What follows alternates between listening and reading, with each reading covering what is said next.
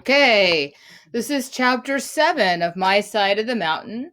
The title of this chapter is called The King's Provider. So I'm thinking about that. I'm trying to figure out what this chapter is going to be about. I don't know who the king is yet.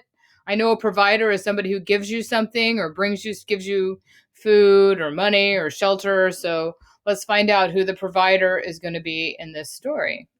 Okay, or in this chapter. Miss Turner was glad to see me. I told her I wanted some books on hawks and falcons, and she located a few, although there was not much to be had on the subject. We worked all afternoon, and I learned enough. I departed when the library closed. Miss Turner whispered to me as I left, "Sam, you need a haircut." I hadn't seen myself in so long that this had not occurred to me. Gee, I don't have any scissors. She thought a minute, got out her library scissors, and sat me down on the back steps. She did a fine job, and I looked like any other boy who had played hard all day and who, with a little soap and water after supper, would be going off to bed in a regular house. I didn't get back to my tree that night.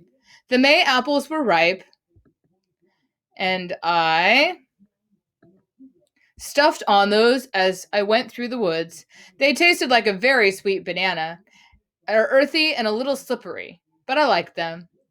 At the stream, I caught a trout. Everybody thinks a trout is hard to catch because of all the fancy gear and flies and lines sold for trout fishing. But honestly, they are easier to catch than any other fish. They have big mouths and snatch and swallow anything they see when they are hungry. With my wooden hook in its mouth, the trout was mine. The trouble is that trout are not hungry when most people have time to fish. I knew they were hungry that evening because the creek was swirling and minnows and everything else were jumping out of the water. When you see that, go fish. You'll get 'em. I made a fire on a flat boulder in the stream and cooked the trout. I did this so I could watch the sky. I wanted to see the falcon again. I also put the trout head on the hook and dropped it in the pool. A snapping turtle would view a trout head with relish, and relish means something that they like. I waited for the falcon patiently. I didn't have to go anywhere. After an hour or so, I was rewarded. A slender speck came from the valley and glided above the stream. It was still far away when it folded its wings and bombed the earth. I watched. It arose, clumsy and big, carrying food, and winged back to the valley. I sprinted down the stream and made myself a lean to near some cliffs where I thought the bird had disappeared.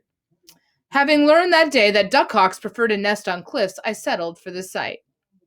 Early the next morning, I got up and dug the tubers of the arrow leaf that grew along the stream bank. I baked these and boiled mussels for breakfast. Then I curled up behind a willow, and watched the cliff. So he's sitting watching, he's waiting for the falcon. Because remember, he's trying to catch a falcon that he can train. The falcons came in from behind me and circled the stream.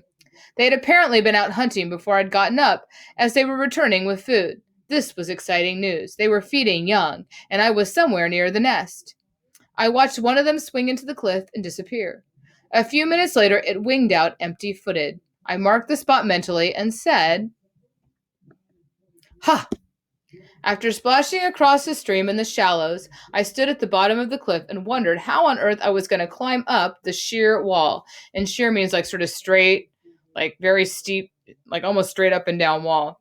I wanted a falcon so badly, however, that I dug in with my toes, hands, and started up. The first part was easy. It was not too steep. When I thought I was stuck, I found a little ledge and shinnied up to it. I was high, and when I looked down, the stream spun. I decided not to look down anymore. I edged up to another ledge and lay down on it to catch my breath. I was shaking from exertion and I was tired. And exertion means like you're exerting yourself, using a lot of energy. I looked up to see how much higher I had to go when my hand touched something moist. I pulled it back and saw it was white, bird droppings. Then I saw them, almost where my hand had been, sat three fuzzy whitish gray birds. Their wide open mouths gave them a startled look. "Oh, hello, hello," I said. "You are cute." When I spoke, all three blinked at once.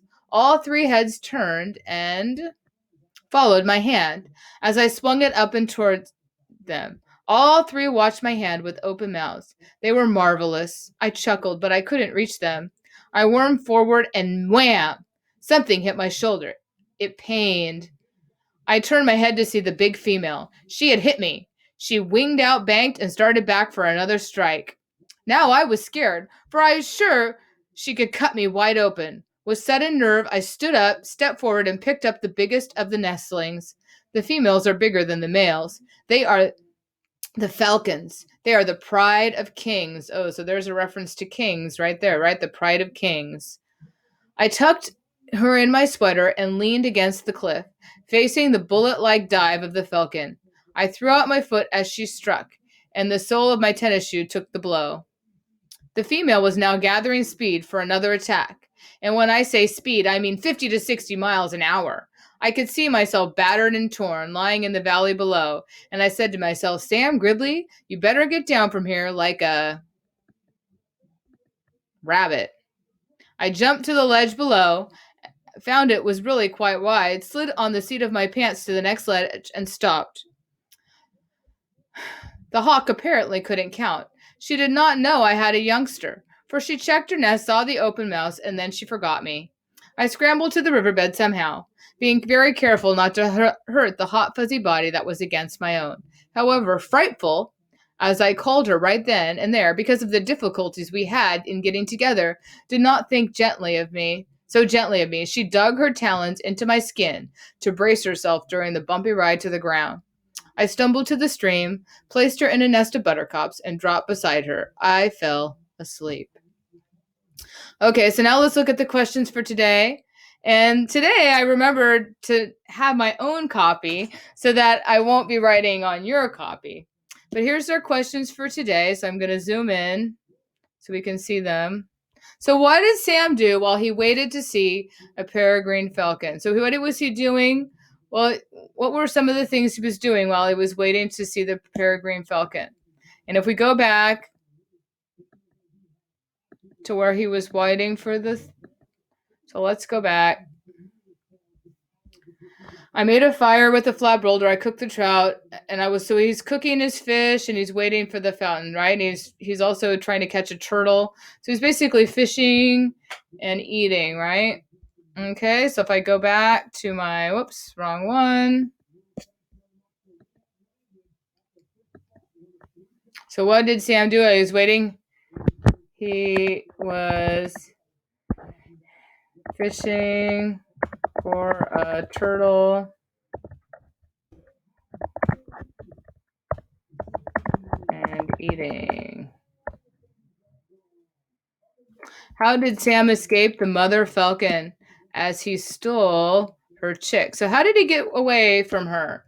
And if we come, that was sort of an exciting part of this chapter. So he's up on the ledge and she rams into him.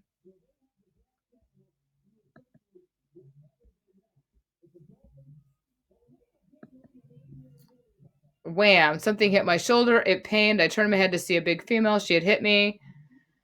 I stood up, stepped forward, picked up the biggest nestlings. I tucked it in my sweater.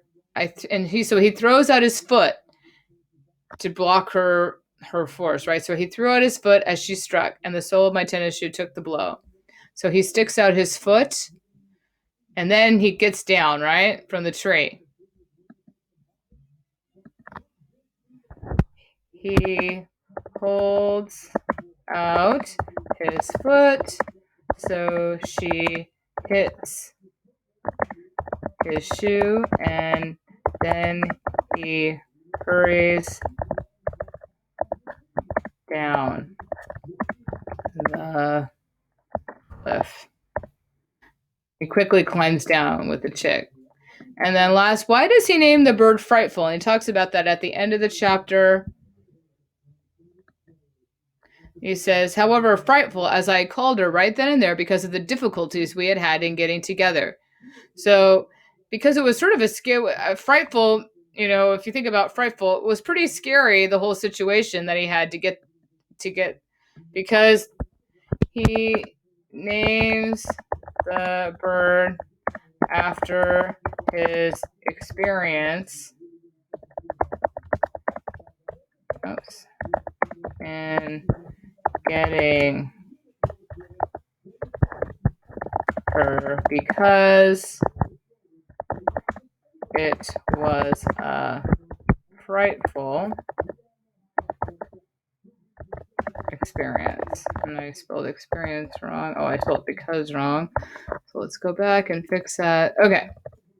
So there we go. Okay. So I will make sure that I assign this correctly today, but that's it for today. Again, that was chapter 7 for my side of the mountain. And I will see you tomorrow.